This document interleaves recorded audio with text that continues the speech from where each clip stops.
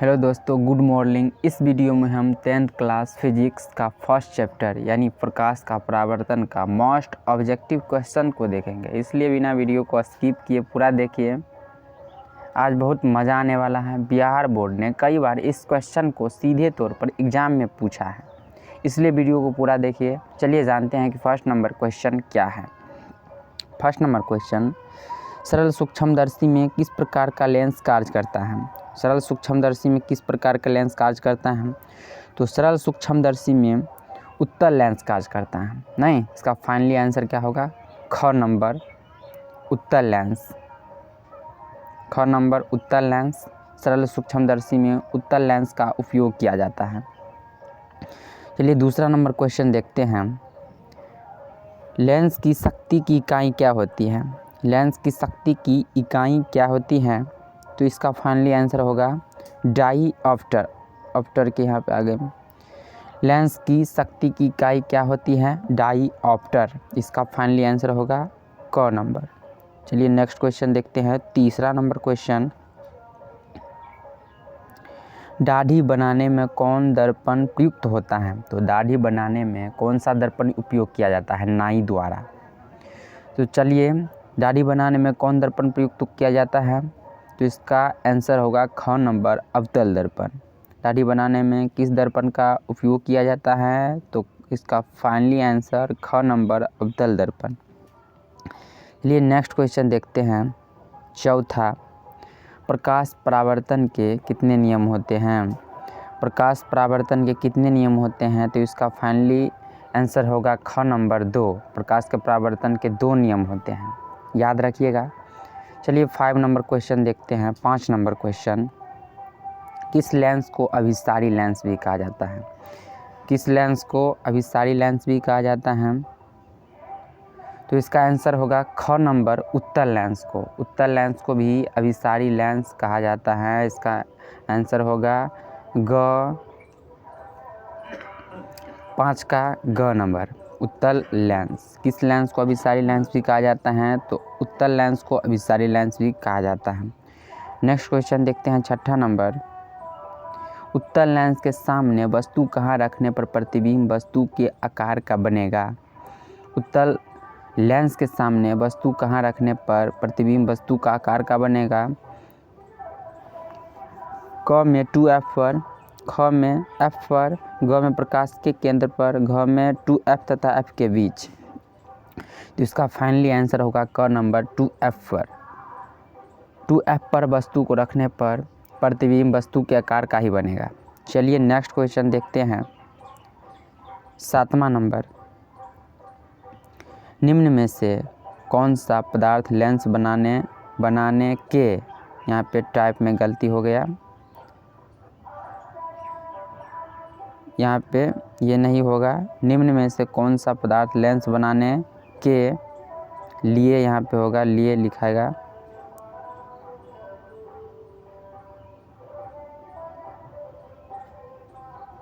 लिए, निम्न में से कौन सा पदार्थ लेंस बनाने के लिए नहीं किया जाता है, प्रयुक्त नहीं किया जाता है? चलिए इसका फाइनली आंसर होगा घ नंबर मिट्टी। मिट्टी को लेंस बनाने में प्रयुक्त नहीं किया जाता है। इसका फाइनली आंसर होगा घ नंबर। नेक्स्ट क्वेश्चन देखते हैं हम। 8वां नंबर, 8वां नंबर, समतल दर्पण द्वारा बना प्रतिबिंब होता है। समतल दर्पण द्वारा बना प्रतिबिंब कैसा होता है? 8 का फाइनली आंसर होगा ख नंबर यानी काल्पनिक प्रतिबिंब। समतल दर्पण हमेशा काल्पनिक प्रतिबिंब बनाता है। चलिए नेक्स्ट क्वेश्चन को देखते हैं। 9 नंबर क्वेश्चन, 9 नंबर क्वेश्चन को देखते हैं हम। किस दर्पण की फोकस धुरी चिन्हों की परिपाटी के अनुसार ऋण मानी जाती है? किस दर्पण की फोकस दूरी चिन्हों की परिपाटी के अनुसार ऋण मानी जाती है, यानी ऋणात्मक मानी जाती हैं? तो किस दर्पण का माना जाता है? 9 नंबर का फाइनली आंसर होगा ख नंबर यानी उत्तल दर्पण का। उत्तल दर्पण का फोकस दूरी चिन्हों की परिपाटी के अनुसार ऋण मानी जाती है। चलिए नेक्स्ट क्वेश्चन देखते हैं। 10 नंबर क्वेश्चन क्या है? उत्तल दर्पण द्वारा बना प्रतिबिंब होता है। उत्तल दर्पण द्वारा जो प्रतिबिंब बनता है वह कैसा होता है? हमेशा सीधा होता है, हमेशा उल्टा होता है, सीधा भी उल्टा भी, घ में इनमें से नहीं। तो इसका फाइनली आंसर होगा 10 का क नंबर, हमेशा सीधा। हमेशा सीधा, उत्तल दर्पण हमेशा सीधा प्रतिबिंब बनाता है। चलिए नेक्स्ट क्वेश्चन देखते हैं। 11 नंबर, प्रकाश के अपवर्तन के कितने नियम होते हैं? प्रकाश के अपवर्तन के भी 2 नियम होते हैं। इसका फाइनली आंसर होगा ख नंबर, प्रकाश के अपवर्तन के भी 2 नियम होते हैं। इसका फाइनली आंसर भी होगा, क्या होगा? तो ख नंबर 2। चलिए नेक्स्ट क्वेश्चन देखते हैं। 12 नंबर, गोलीय दर्पण में फोकस एवं वक्रता त्रिज्या के बीच संबंध होती हैं। गोलीय दर्पण में फोकस तथा वक्रता त्रिज्या के बीच संबंध होता है। चलिए चित्र के माध्यम से समझते हैं। यहाँ पे देखिए गोलीय दर्पण बना लिए हैं। यहाँ पे क्या होता है? R और यहाँ पे F। तो F क्या होता है? R का आधा होता है, नहीं? F बराबर क्या होता है? R/2। तो इसका फाइनली आंसर होगा ग नंबर, F बराबर R/2, ग नंबर आंसर। फाइनली आंसर क्या होगा? ग, F बराबर R/2। गोलीय दर्पण में फोकस एवं वक्रता त्रिज्या के बीच संबंध हैं, F बराबर R/2। चलिए नेक्स्ट क्वेश्चन देखते हैं। 13 नंबर, अवतल दर्पण की फोकस दूरी उसकी वक्रता त्रिज्या की होती है। अवतल दर्पण की फोकस दूरी उसकी वक्रता त्रिज्या क्या होती है? दुगनी होती है, नहीं? यहाँ पे क्या होता है? R और यहाँ पे F, नहीं? तो क्या है? तो अवतल दर्पण की फोकस दूरी वक्रता त्रिज्या क्या है? तो दुगुनी है। इसका आंसर होगा, क्या होगा? 13 नंबर का, सॉरी, आधी होगी ना। चलिए देखते हैं चित्र के माध्यम से। यहाँ पे देखिए, यहाँ पे क्या होता है? R, यहाँ पे F क्या है? तो इसका वक्रता त्रिज्या का क्या है? इस R का क्या है? तो आधा है, नहीं? चलिए तो क्या होगा? आधी होगा। इसका फाइनली आंसर होगा ग नंबर, यानी अवतल दर्पण की फोकस दूरी उसकी वक्रता त्रिज्या क्या होती है? तो आधी होती है। फोकस दूरी आधी होगी वक्रता त्रिज्या की। चलिए नेक्स्ट क्वेश्चन देखते हैं। 14 नंबर, निम्न में से कौन उत्तल दर्पण की फोकस दूरी है जिसकी वक्रता त्रिज्या 32 सेंटीमीटर है? उत्तल दर्पण की फोकस दूरी ज्ञात करना है जिसकी वक्रता त्रिज्या कितना है? तो R बराबर कितना दिया है? तो R बराबर कितना दिया है? 32 सेंटीमीटर। हमें F बराबर निकालना है। तो F बराबर क्या होता है? R/2। यहाँ पे क्या है?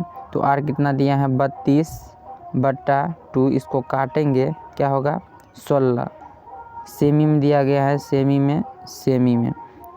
और उत्तल दर्पण की फोकस दूरी हमेशा क्या माना जाता है? तो धनात्मक माना जाता है, यानी प्लस में। यानी इसका आंसर फाइनली होगा 14 का, क्या होगा? ग नंबर, यानी प्लस 60 सेंटीमीटर। निम्नलिखित में कौन उत्तल दर्पण की फोकस दूरी है जिसकी वक्रता त्रिज्या 32 सेंटीमीटर है? तो इसका फाइनली आंसर होगा ग नंबर, 14 का। नेक्स्ट क्वेश्चन देखते हैं। नेक्स्ट क्वेश्चन 15 का, किसी वस्तु का अवतल दर्पण द्वारा बना प्रतिबिंब आभासी, सीधा तथा वस्तु से बड़ा पाया गया तो वस्तु की स्थिति कहाँ होना चाहिए? अवतल दर्पण द्वारा बना प्रतिबिंब क्या है? तो आभासी है, सीधा है और वस्तु से बड़ा पाया गया, यानी वस्तु से बड़ा। तो वस्तु की स्थिति कहाँ होना चाहिए? 15 का फाइनली आंसर क्या होगा? ग नंबर, यानी दर्पण के ध्रुव तथा मुख्य फोकस के बीच होना चाहिए। 15 का फाइनली आंसर क्या होगा? ग नंबर, दर्पण के ध्रुव तथा फोकस मुख्य फोकस के बीच होना चाहिए। तो प्रतिबिंब क्या होगा? तो आभासी, सीधा तथा वस्तु से बड़ा बनेगा। चलिए नेक्स्ट क्वेश्चन देखते हैं। 16 नंबर क्वेश्चन। एक गोलीय दर्पण द्वारा बना प्रतिबिंब का आवर्धन ऋण हो तो प्रतिबिंब होगा।